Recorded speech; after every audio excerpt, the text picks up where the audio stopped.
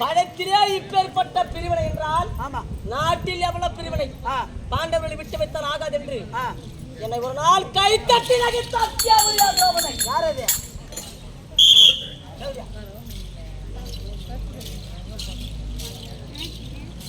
ஓராள் அஸ்திரபுரம் கோட்டை இந்த பலாப்பழத்தை பிரிச்சு குடிக்கும் போது அப்பயே பகை வச்சுட்டு நான் பாண்டவர் மீது இவங்க எப்படியோ கரு வரணும் அப்படின்னு மனசுல வச்சேன். நான் மனசுல வச்ச பிறகு அஸ்திரபுரத்துல ஒற்றுமையா வாழ்ந்து வந்தோம். வாழ்ந்து வரும்போது மேடு பள்ள இருக்கு அஸ்திரபுரம் மழை பெஞ்சு நிரம்பிடுச்சு.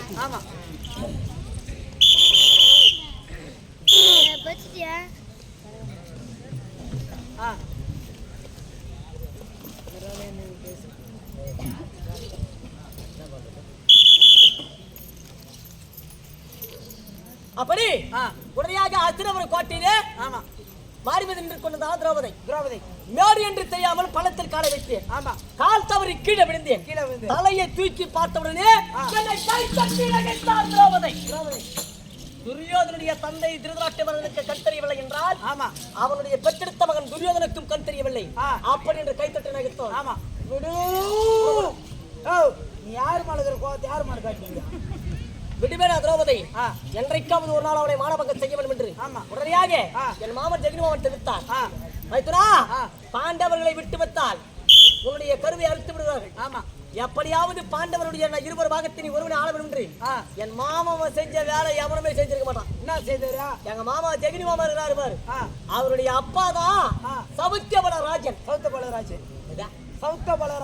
சவுத்தியபலராஜன் மாண்ட பிறகு அவர் விழா எலும்பை எடுத்து தாயக்கட்டையாக மாயக்கட்டையாக செய்தான் ஜெகனி.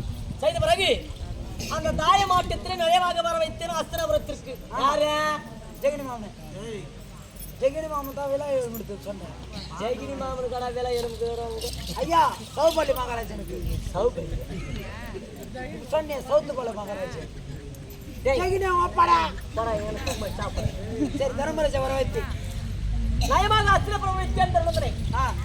முதல் ஆட்டத்தில் அவனுக்கு விட்டு கொடுத்தேன். வருகின்ற ஆட்டபலம் அத்தனையே பறித்துக் கொண்டேன். பந்தை வைத்து மணிமணி பறித்துக் கொண்டேன். பறித்துக் கொண்ட பிறகு அப்பேற்பட்ட பத்தினி பாவென்று சொல்லக்கூடிய திரௌபதியை பந்தை வைத்தாடினான்.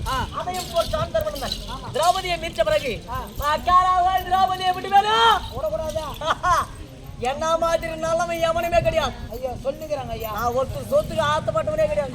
ஒருத்தர் சொத்துக்கு ஆசைப்பட மாட்டேன். ஒருத்தர் பொன்னாடி மேல நான் ஆசைப்படுறது கிடையாது. ஐயோ அப்படியேப்பட்ட நல்ல பிள்ளையப்பா. அப்பேற்பட்ட திரௌபதி மேடவதி ஏற்றி உடனடியாக என் தம்பியாக விளங்கக்கூடிய துர்ச்சோதனை அழைத்து வந்து அவளை ஆடி அகற்ற சொன்னேன். திரௌபதா திரௌபதாதான். இப்ப நீ அவளை சொல்ற சந்தோஷமா சொல்லு. 5 மணிக்கு செருப்புலயே என்ன ஏதா செருப்பு போறாங்க ஒன்னும் படத்தை காய் போறணும்.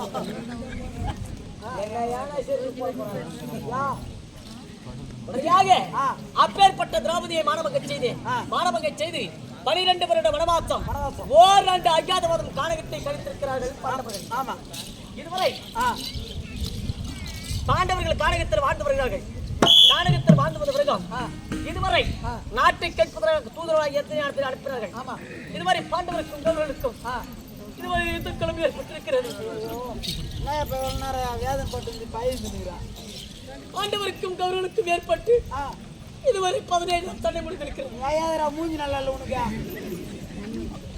மூஞ்சி நல்லா கத்துக்கடா. என் வேதனை அப்படிங்கிறது அப்படியே கண்ணீர் ஓடுறான் பாரு குழந்தை. ஏன் தூக்கு பாரு நான் சொல்றேன். நான் யாரும் அடிக்கணும் அவனே நீ யார் ஓட்டு போடுகிற இப்ப அடிக்க சொல்லியா? பாடு பலா பலான்னு போட்டு போடுவாங்க. ஏன்ட்டு தான் கொஞ்சம் பொண்ணு பண்ணி வச்சுக்கிறேன். அப்படி என்றால் அப்பேற்பட்ட பாண்டவருக்கும் கருவனுக்கும் இருவருக்குமே பாரத பொருட்கள் ஏற்பட்டது. 10 ஒரு 8 18 நாள் சண்டை. 10 ஒரு 8 18 நாள் சண்டையிலே எங்களை போல கதை ஏற்று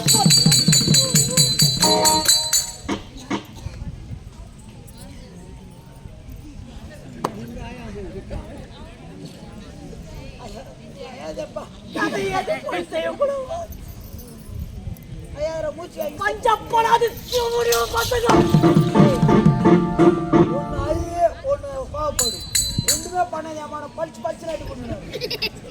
பஞ்சப்படாத பசங்க இருவருக்குமே போர்க்களம் ஏற்பட்டு 17 நாள் சண்டை முடிந்தது. 17 நாள் சண்டையிலே எங்களுக்கு ஒரே ஒரு வெற்றி தான் எங்களுக்கு கிடைக்கும். 17 போர்க்காலம் நடந்துச்சு, நீ தான் ஜெயிச்சு சொல்லுங்க. 17 நாள் போர்க்களத்திலே ஒரே ஒரு போர்க்களம் எங்களுக்கு வெற்றியானது. 17 நாள் போர்க்களத்தில் நேற்றைய நாள் தினத்திலே என் அண்ணனாக விளக்கக்கூடிய கர்ணா மகாராஜனை கொண்டான் பேடி தேவடியா பையன். யாரு பேடி? என்னது பேடியா? கர்ண மகாராஜனை கொண்டு விட்டான். பேடி அர்ஜுனன்.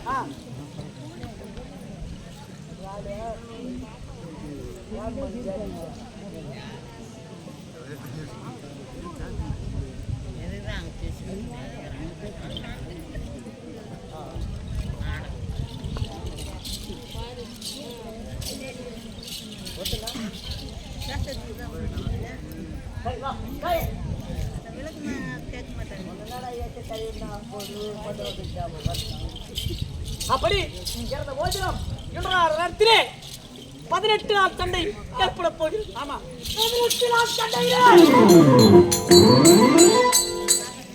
18 நாள் சண்டையிலே இருவர் மட்டுமே உயிரோடு இருக்கிறோம். யாராரு? இருவர் மட்டுமே உயிரோடு இருக்கிறோம். என் குல தெய்வாக விளங்கக்கூடிய ஜகுலி மாமன். அவர் ஒன்னும் சாவலியா? ஜகுலி மாமன் நாம தான் 2 பேரும் உயிரோடு இருக்கிறோம்.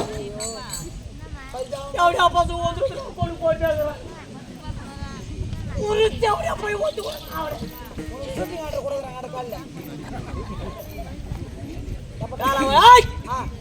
என் வீர தம்பியா வீரப்படி துச்சதன் என்றால் அவனை யாருமே சமாளிக்க முடியாது.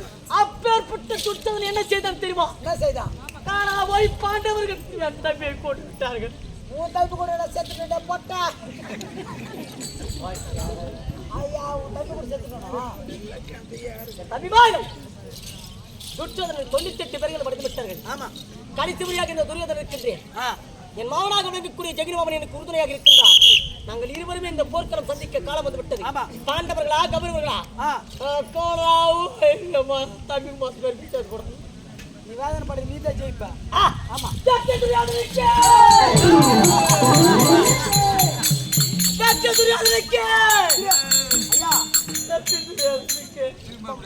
மக்களை சொல்றேன், நீ தான் ஜெயிப்ப.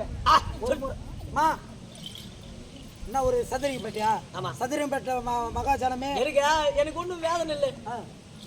எவனு கோயில் காட்டுறாங்க, எனக்கு கோயில் காட்டுறது இல்லை. உனக்கு பேரு கோயிலை தீட்சிட்டு அந்த பக்கம் காட்டுறாங்க. இப்பா தருமனந்த நல்லவன்னு அவனுக்கு கோயில் கட்டிக்கிறாங்க. ஆமா, அவன் எப்பேற்பட்டவன் தெரியுமா? தொட்டி தாலி கட்டிய மனைவியை பந்தயம் வைத்து ஆடக்கூடியவன் அவன். ஆமா, அவனை கட்டுறாங்க. ஒரே பாவம் பண்ணலாம் கட்டுறதுக்கு கோயில். உனக்கு சூது வாது கள்ளம் கபலம் எதுவுமே இல்லாத. ஆமா, ஒருத்தர் பொண்டாட்டியை வச்சுக்க மாட்டேன், ஒருத்தர் பொண்டாட்டி மேல ஆசைப்பட மாட்டேன், ₹1 வாங்கி சொல்ல மாட்டேன். என்ன யார் கட்டா நான் வந்து ஏமாத்தி ஆன்சு வாங்கி போட மாட்டேன்.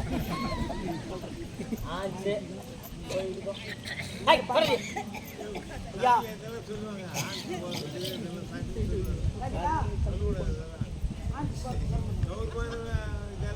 கவர்மெண்ட் வசதிப்பா நீ கூட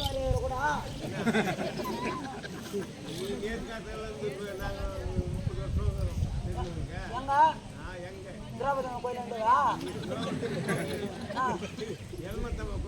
ஐயோ எப்படி அப்பா 30 வருஷமா இருக்கிறான்.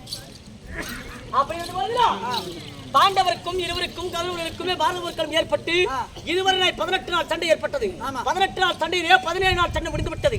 விடுந்தால் 18ஆம் போர்க்களம். 18ஆம் போர்க்களத்திலே என்னை சந்திப்பதற்காக கௌரவர்கள் தயாராக இருக்கிறார்கள். ஆனால் கௌரவர்களை தொடக்கூட முடியாது. நீ சொல்ற மாதிரி அவரு கூட உனக்கு சப்போர்ட் பண்ணுகிறாரு. நீ எவ்வளவு உனக்கு தைரியம் சொல்லிக்கிற அவரு, நீ ஆயுதின வேதனை படுற மக்கள் எல்லாம்